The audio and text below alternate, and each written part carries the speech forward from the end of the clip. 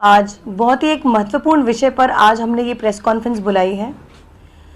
जैसे कि हम सबको मालूम है कि माननीय मुख्यमंत्री अरविंद केजरीवाल जी की जीरो टॉलरेंस पॉलिसी को मद्देनजर रखते हुए आज हम ये आपको बताना चाहते हैं कि एमसीडी में कितने टाइम से फाइनेंशियल क्राइसिस चल रहा है, एमसीडी में कितने समय से फाइनेंशियल डेफिशिएंसीज चल रही हैं और उसका सबसे बड़ा कारण क्या रहा है। उसका सबसे बड़ा कारण रहा है भ्रष्टाचार, करप्शन।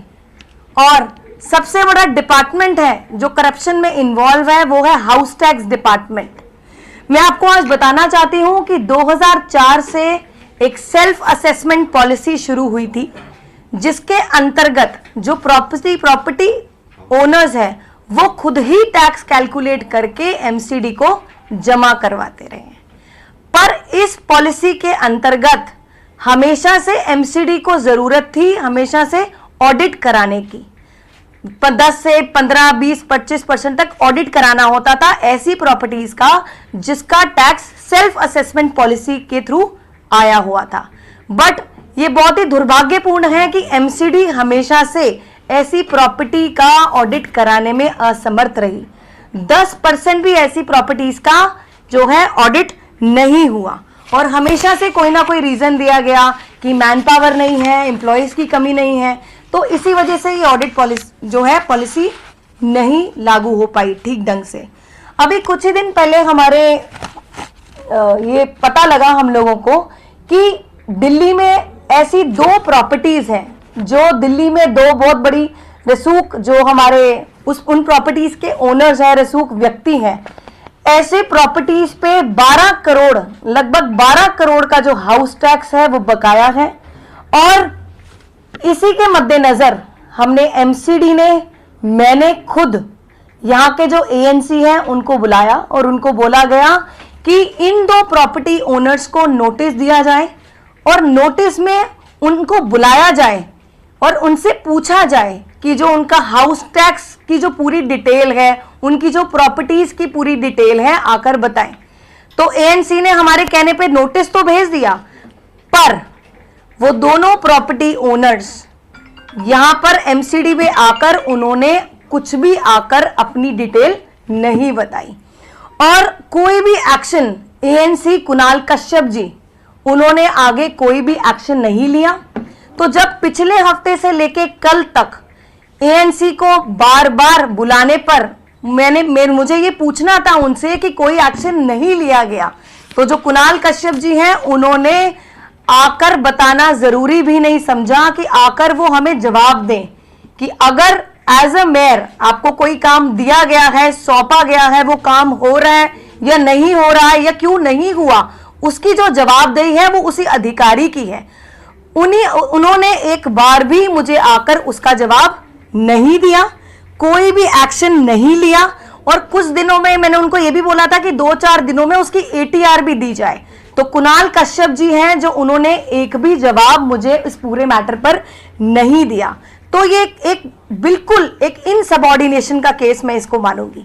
साथ ही आज ही कमिश्नर साहब को आज चिट्ठी लिखी गई है और कमिश्नर साहब को ये निर्देश दे दिए गए हैं कि ऐसे अधिकारी जो भ्रष्टाचार में खुद इन्वॉल्व हैं, ऐसे अधिकारी को एमसीडी से हटाया जाए और उनकी जगह एक ईमानदार अधिकारी को हाउस टैक्स डिपार्टमेंट में लगाया जाए। और जब से इन अधिकारी ने यहां एमसीडी में ज्वाइन किया है और टिल डेट जितना भी हाउस टैक्स का काम हुआ है उस पर इंक्वायरी बिठाई जाए, उसकी पूरी डिटेल बनाकर रिपोर्ट सौंपी जाए और साथ ही विजिलेंस भी बिठाई जाए। तो मैं बस यही कहना चाहती हूं आपको, ऐसे अधिकारी अगर एमसीडी में होंगे तो कैसे नगर निगम का सुधार होगा। अगर ऐसे अधिकारी एमसीडी का पार्ट होकर एमसीडी में भ्रष्टाचार करते रहेंगे तो एमसीडी कभी भी फाइनेंशियल क्राइसिस से उठ नहीं सकती है।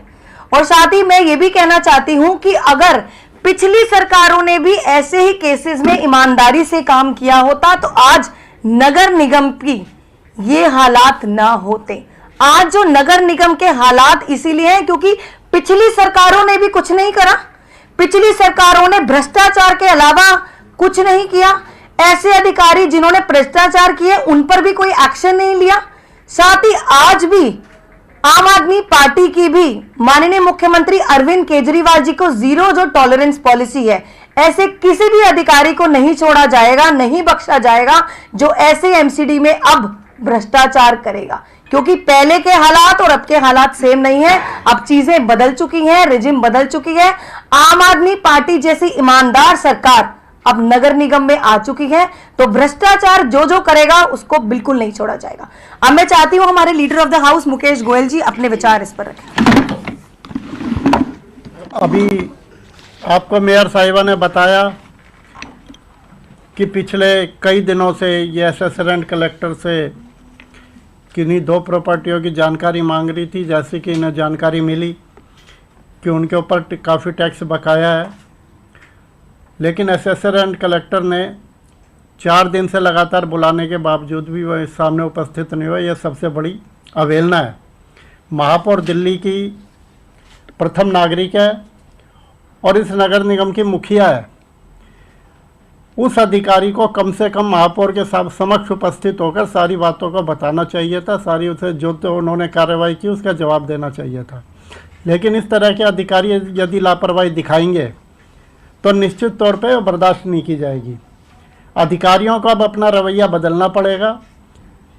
अब सरकार चेंज हो चुकी है, अब केजरीवाल जी के नेतृत्व की सरकार है। पहले जो कुछ हुआ अधिकारी अब उनसे बदलें और अब आम आदमी पार्टी की सरकार के साथ चलें, यहाँ सहयोग करें। यदि किसी के ऊपर बकाया में एक आम आदमी के पास यदि किसी का 100, 200, 400, 1000, 2000, 10,000 रुपये भी टैक्स बकाया होता है तो हम उन्हें 2004 से तुरंत नोटिस दे देते हैं। यदि जैसा कि महापौर महोदया बता रही है कि करोड़ों रुपए, 12-12 करोड़ रुपए यदि उन लोगों पे हैं तो यह सबसे बड़ा भ्रष्टाचार है। इसकी जांच होनी चाहिए। और उसके अंदर क्या कोई नोटिस देना कोई गुनाह थोड़ी है। नोटिस दे दिया तो उसके अपनी क्लैरिफिकेशन दे। यदि वो अपनी जगह सही होंगे तो उनका कुछ नहीं होगा। यदि कारपोरेशन का पैसा मिलना है और वो कारपोरेशन को पैसा नहीं मिलना और किन अधिकारियों की वजह से वो पैसा रुका हुआ था, ये एक जांच का विषय, इसके ऊपर जांच होनी चाहिए। निश्चित तौर पर अधिकारियों को यह समझना चाहिए कि हम जो ईमानदार अधिकारी होंगे, जो काम करने वाले अधिकारी होंगे, उन्हें प्रमोट भी करेंगे। यदि कोई कारपोरेशन के लिए कारपोरेशन के रेवेन्यू लॉस करेगा तो वो भी बर्दाश्त नहीं किया जाएगा।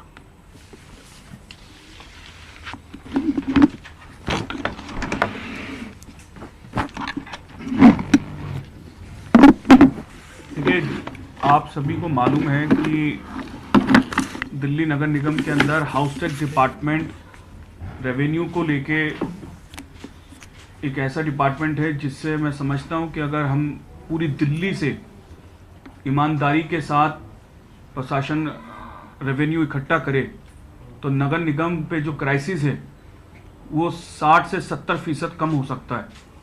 और दिल्ली बहुत बड़ी दिल्ली है, कमर्शियल इसमें एरियाज़ हैं, नॉन कमर्शियल रेजिडेंस एरियाज़ हैं, और कहीं ना कहीं हम ये देखते हैं कि नोटिस लग जाते हैं, मगर उस नोटिस के बाद जब वो अपना हाउस टैक्स जमा कराने आता है तो हम पूरे ईमानदारी के साथ शायद उसका हाउस टैक्स नहीं ले पाते। कहीं ना कहीं वो नेगोशिएट किया जाता है या उसको थ्रेटन किया जाता है सीलिंग के लिए। उसको बचने के लिए बेचारा वो कुछ ना कुछ अपना रास्ता निकालता है। क्योंकि आज ये बहुत एक अहम चीज़ माननीय महापौर महोदय ने आपके सामने रखी है और जिसकी वजह से आज एमसीडी क्राइसिस में जा रहा है। और यही वजह है कि आज हम लोग भी यही चाहते हैं कि जिस तरीके से दिल्ली नगर निगम एक बहुत सालों से, कई सालों से क्राइसिस में गुजर रहा है, ईमानदारी के साथ हम इस नगर निगम को चलाएं। और आज आपके माध्यम से भी अधिकारियों से कहना चाहते हैं कि जो अधिकारी नगर निगम को मजबूत करेगा उसके साथ हम कंधे से कंधा मिला के चलेंगे, जो यहाँ पर एक ऐसा रेवेन्यू लाएगा जिससे दिल्ली के अंदर, दिल्ली के विकास में नगर निगम के माध्यम से 4 चांद लगे। हम उसके साथ हैं।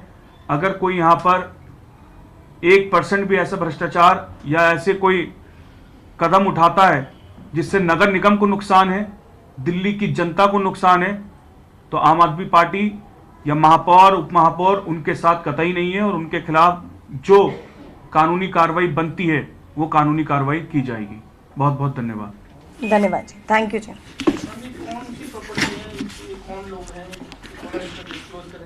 जी देखिए, अभी बताना ठीक नहीं होगा, बस हमारा एक ही मकसद है कि हमें एमसीडी का रेवेन्यू लॉस जो है वो बिल्कुल हम बर्दाश्त नहीं करेंगे, और कोई भी अधिकारी या कोई भी अगर भ्रष्टाचार में इन्वॉल्व होगा तो उसको भी नहीं बख्शा जाएगा। Thank you so much.